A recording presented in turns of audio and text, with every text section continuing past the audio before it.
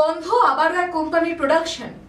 বন্ধ হলো এবার তারাতলার ব্রিটানিয়া কোম্পানির প্রোডাকশন।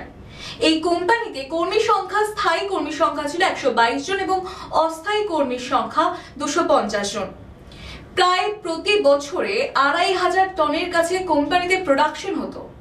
আচমকাই বন্ধ এই কোম্পানিতে সমস্যার মুখে পড়েছেন সেখানকার কর্মীরা। আবারও ঝাঁপ বন্ধ রাজ্যের এক কারখানার।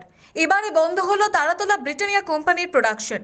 সূত্রের খবর অনুযায়ী 2004 সাল থেকে যে 250 জন ক্যাজুয়াল স্টাফ কাজ করছে তাদেরকে কোম্পানি কোনো টাকা পয়সা না দিয়েই কোম্পানি বন্ধ করে দিয়েছে, এমনই বক্তব্য অস্থায়ী কর্মীদের।